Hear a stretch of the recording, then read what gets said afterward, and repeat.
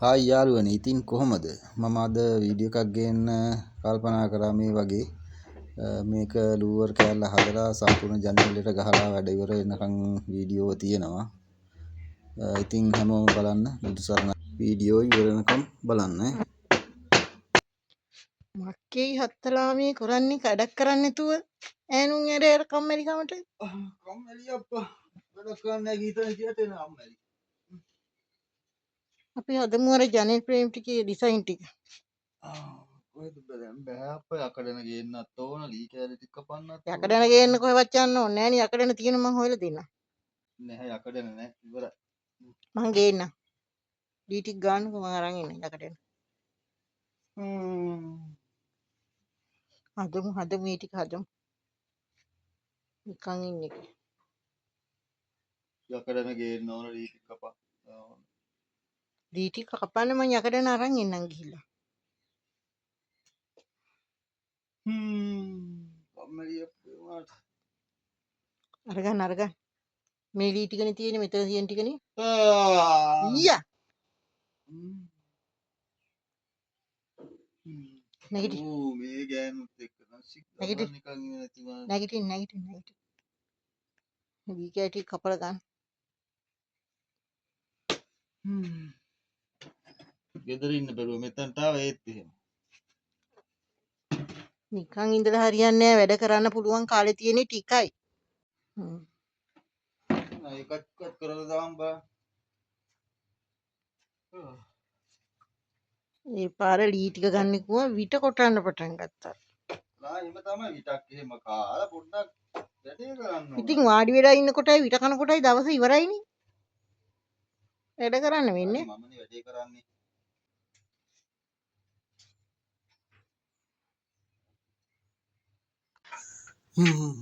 මම ඉස්සෙල්ලා මේ වගේ ලී කෑ ටික තෝරගන්නවා.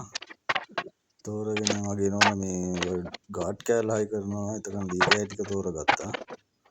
තෝරගෙන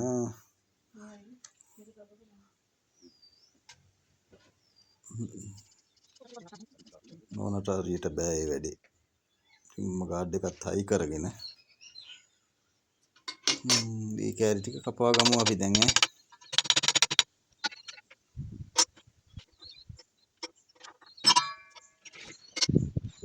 ගාඩ් එක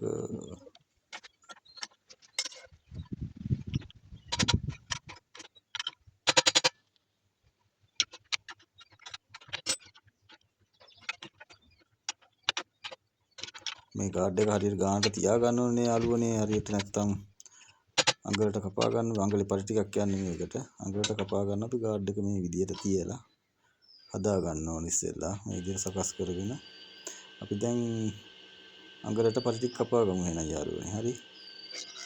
ඉස්සෙල්ලා මේ වගේ උඩින් ගා ගන්නවා. දෙපැත්ත උඩින් ගාලා අරගෙන උළු මට්ටමට යායන සයිස් කර ගන්නවා විදියට මේකට කියන්නේ. දෙපැත්තම සයිස් එක හරියටම දෙපැත්තම අඟලයි අඟලේ පටි ටික ගානට කපා ගන්නවා. මේ ආකාරයට කපාගෙන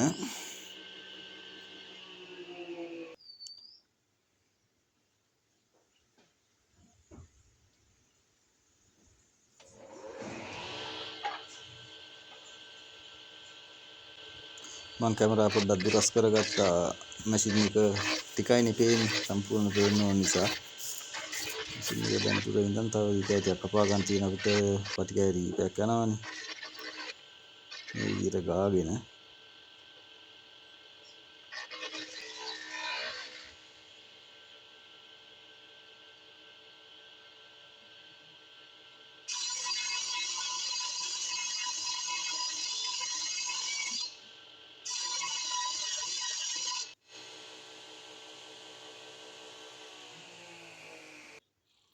හරි දී කෑටි කපාගෙන ඉවරයි. අපි දැන් ග්‍රයින්ඩර් කරගමු. ග්‍රයින්ඩර් කරනවා සම්පූර්ණම මේ පටිය හතර පැත්තම ඉස්සෙල්ලා ග්‍රයින්ඩර් කරගන්න ඕනේ. නැත්තම් මේ ඩිසයින් එක ගහලා ඉවරනාට පස්සේ අපිට බෑ ග්‍රයින්ඩර් කරගන්න මැද හරිය. ඒක නිසා මෙහෙම දී කෑලි හතර පැත්තම මේ විදියට ග්‍රයින්ඩර් කරගෙන ඉතින් ග්‍රයින්ඩර් කරගමු. ඔක්කොම ග්‍රයින්ඩර් කරලා හදාගමු.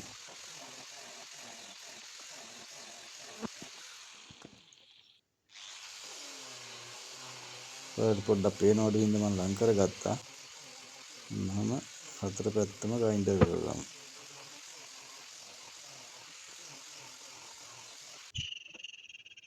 අපි ඊට පස්සේ බුලත් ඉඩක් කාලෙමු ඈ.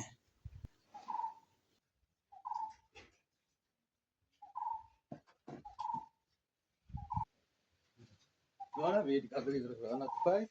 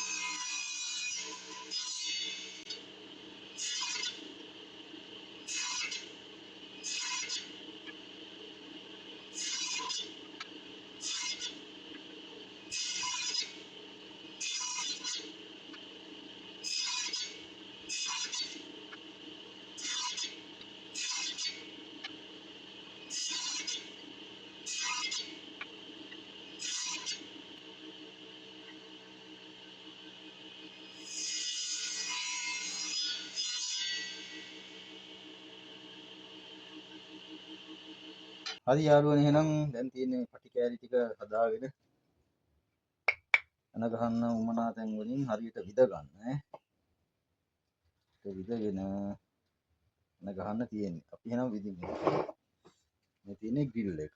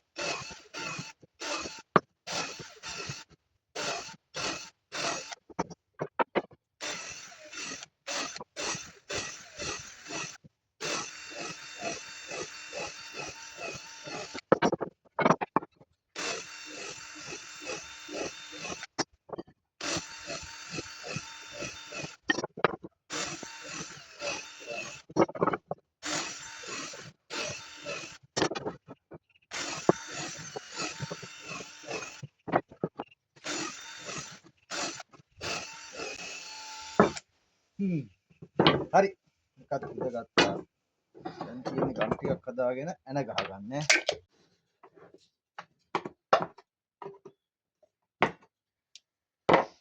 හරි යාළුවනේ එහෙනම් මේ තියෙන්නේ ගම් දෙක. ගත්තා.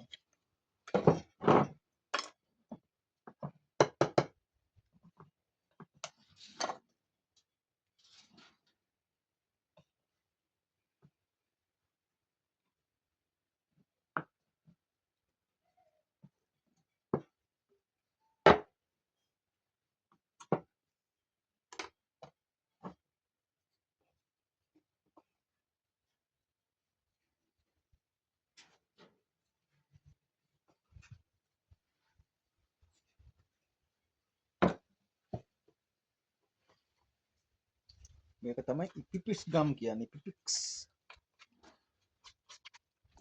හරි බලන්න.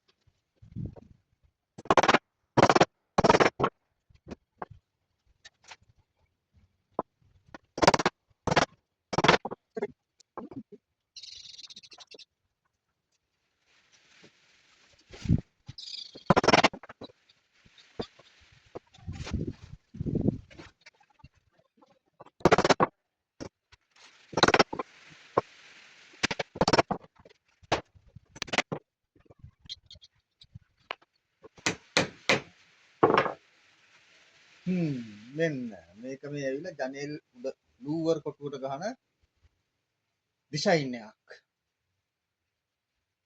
එළනේ.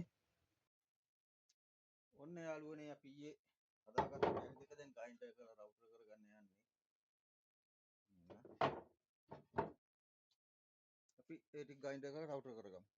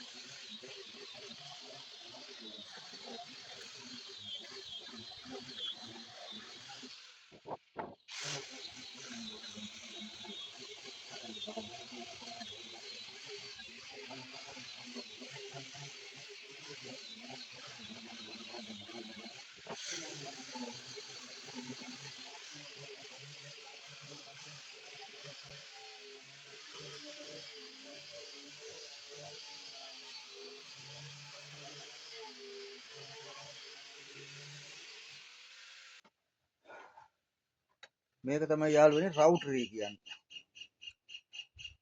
අපි බලමු රවුටරෙන් වෙන්නේ මොනවද කියලා.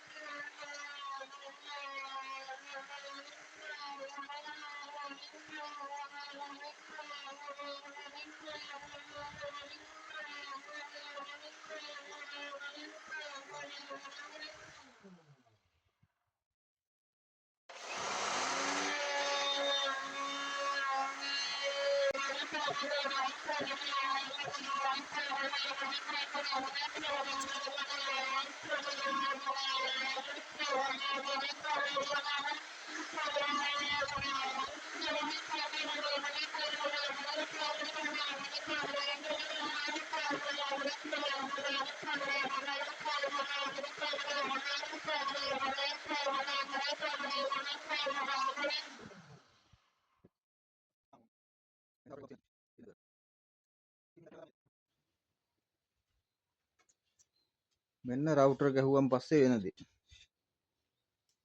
පේන්නේ නැද්ද ඔයාලට?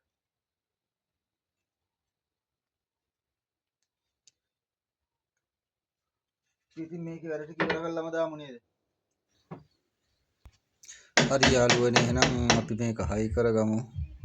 මේ උළුවස්සේ උඩ වදින කෑල්ල මේ ගැහුවම පොඩි ඩිසයින් එකක් තියෙනවා.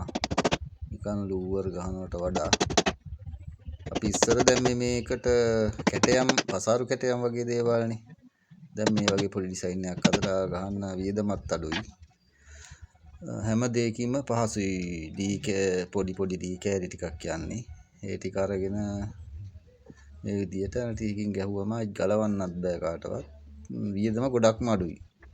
පොඩි දී කෑලි ටිකක් යන්නේ බලන්න.